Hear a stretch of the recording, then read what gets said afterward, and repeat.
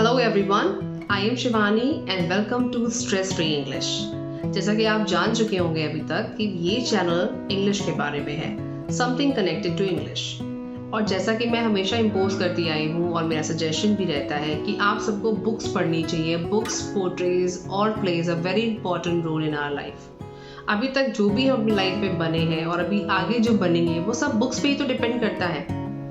आप खुद देख सकते हैं, since childhood we are dependent on books. चाहे वो अल्फ़ाबेट्स हो, चाहे वो इंग्लिश हो, चाहे वो मैथ्स हो, चाहे वो करंट अफेयर्स हो। और जो लोग प्रिपरेशन कर रहे हैं उनको बुक्स के सिग्निफिकेंस का तो मतलब बताना बहुत गलत है, बिकॉज दे आर अवेयर कि बुक्स के बिना कुछ नहीं हो सकता। नाउ इन प्रेजेंट टाइम ये बात और है कि we are much dependent on Google, right. हम कोई भी करंट अफेयर्स की चीज़ें होती हैं, कोई भी ऐसी इन्फॉर्मेशन है, हम फटाफट गूगल पे सर्च कर लेते हैं। पर जब भी बेसिक्स की बात आती है तो हमें बेसिक स्टैंडर्ड बुक्स के साथ ही जाना पड़ता है। Like if you're preparing for bank, you're preparing for SSC, you're preparing for UPSC और IAS. So जब तक आप बेसिक बुक्स को थ्योरी पे कंसंट्रेट नहीं करेंगे तब तक आप आगे की इमारत को बिल्डअप नहीं कर सकते। You can't build up anymore, right? So इसके लिए ज़रूरी है कि बुक्स को पहले हम पढ़ें, पहले समझें कि बेसिक्स क्या हैं, उसके बाद हम आगे की इमारत को स्टैब्लिश करें। आई एम सॉरी मैं ऐसे बार बार बोल रही हूँ, बिकॉज आई फिगर आउट कि मुझे फीडबैक भी मिला है कि मैं कुछ ज़्यादा ही इंग्लिश में बात करती हूँ और कुछ जो नेटिव स्पीकर्स हैं जिनको इंग्लिश बिल्डअप कर रहे हैं ग्रेजुअली, उनको थोड़ी दिक्कत होती है। So deliberately I am using these words so that you can understand what I am trying to. क्योंकि ये व्लॉग बुक्स के बारे में है, इसलिए मैं आज आपसे उन बुक्स को शेयर करूंगी जो मैं पढ़ती हूँ। I am a bookworm, ये मैं क्लेम कर रही हूँ। Yes, I am a bookworm. मुझे बुक्स पढ़ना पसंद है। बुक्स देख के मुझे बिल्कुल मेस्मराइजिंग फीलिंग आ जाती है कि मैं ये बुक्स ले लूँ, वो जॉनरा की बुक ले लूँ, वो फिक्शन है, नॉन फिक्शन है, मोटिवेशनल है, नॉवेल्स हैं। So I feel something in books, that's why I always refer कि आप जब भी इंग्लिश प्रैक्टिस करें या अगर आप करना चाह रहे हैं या आप इंग्लिश में आगे बढ़ना चाह रहे हैं as to use it as a professional language, you should keep a book with you so that you can build up your basics on the grounds of whatever you are learning. ये कुछ difficult नहीं है। आजकल बहुत सारे channels पे लोग बोलते हैं कि books is not very compulsory और आप गूगल से सर्च कर सकते हैं, ये ऐप है, वो ऐप है। बट ट्रेडिशनल मेथड्स में जो पोटेंशियल है वो कहीं नहीं हो सकता। In fact my father used to say कि that there is no shortcut of heart. Now situation ये आती है कि हम शुरू कहाँ से करें, which type of books we should buy, which genre we should buy, fiction, non fiction, motivational, या फिर कोई नॉवल है, या whatever the books are available, कौन सी बुक हम परचेज कर सकते हैं। सो प्रॉब्लम में ही हमेशा सॉल्यूशन भी होता है। इफ़ यू सी कि आप जिस लेवल पे अभी हैं, चाहे आप स्टडीज़ में हो, चाहे आप नॉन स्टडीज़ मतलब जॉब में हो, या फिर आप जॉब छोड़ चुके हैं, उस एज में है जहाँ पर आपने बुक्स को कभी टच नहीं किया या फिर मन था, कभी टाइम नहीं मिला। सो आप अपने एक्सपीरियंस से, अपनी कैपेसिटी के अकॉर्डिंग कि मेरा ये इंटरेस्ट एरिया है, वहाँ से आप books pick. Okay, so I will begin with 3 books with you which I am reading recently. The first one is, I'll show you one by one. The first one is Life's Amazing Secret by Gaur Gopal Das. This is for my spiritual growth of course, because जैसे कि मैंने कहा कि मैं अपनी life में थोड़ा बहुत स्पिरिचुअल हूँ और उससे जुड़ा हुआ जो भी कंटेंट होता है या कोई बुक्स हैं मुझे पढ़ने में बड़ी मज़ा आती है, so I enjoy that. Now number 2 is the power of your subconscious mind. It has been referred by one of my friend that it is very famous on the social media nowadays, so you should go through and read it. So I'm just doing it and let's see how exactly it goes, because few chapters are really good and it is all about prayers. I'll discuss about these books one by one.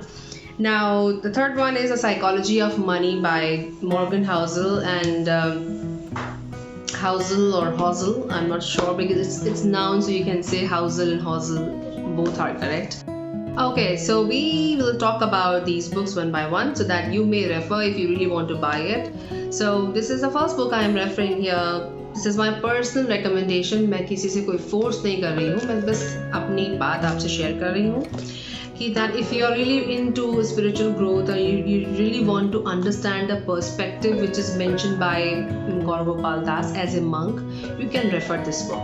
Because in life we do came across, or we do experience bad things as well. ऐसा ज़रूरी नहीं है कि आपको life में सब कुछ अच्छा मिलेगा, और ऐसा होता भी नहीं है ऑनेस्टली सेइंग. सो आपकी स्पिरिचुअल ग्रोथ आपको बहुत सपोर्ट करती है, आपको आपके स्ट्रेस को दूर भगाने में, अपना आपके माइंडसेट और मेंटल स्टेबिलिटी के लिए. So I always suggest to keep a book as per your spiritual choice.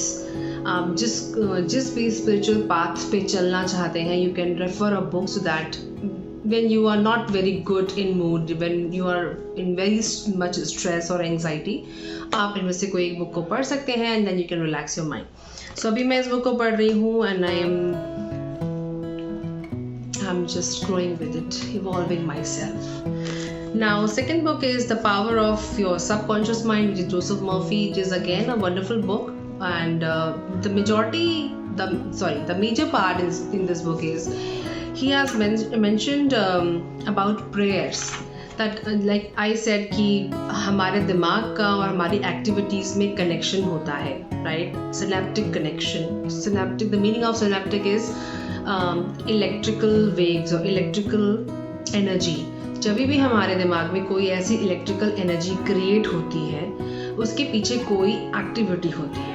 Okay, activity in terms of जो हम करते हैं, like if I am writing something, so वो एनर्जी मेरे दिमाग में जा रही है, और उससे मेरे सबकॉन्शियस माइंड में उसको ऐड करने की कैपेसिटी बढ़ती है और पोटेंशियल बढ़ता है.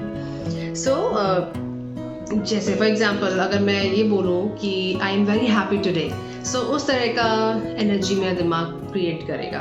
अगर मैं बोलूँ I am sad today, so उस तरह की एनर्जी मेरा दिमाग क्रिएट करेगा. So he believes in these beautiful prayers कि जैसा आप बनना चाहते हैं वैसी प्रेयर्स आप करना शुरू करें, and then you can see the difference.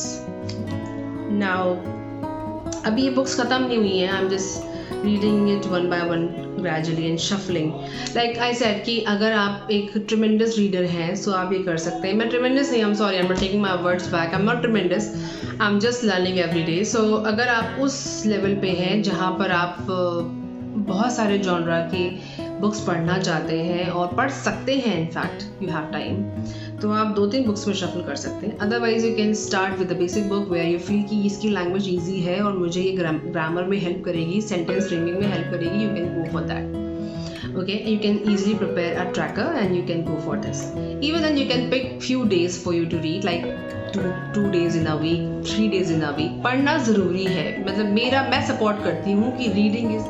Now when you are sure that this is your book and you really want to read it, so my suggestion is for you that you can keep few days reserved to read it, at least 2-3 times in a week. I can't say that every day you have to read few pages. Of course you can do it. You can set a particular hour that by 7 p.m. or 8 p.m. you can sit and read. You can go as per that.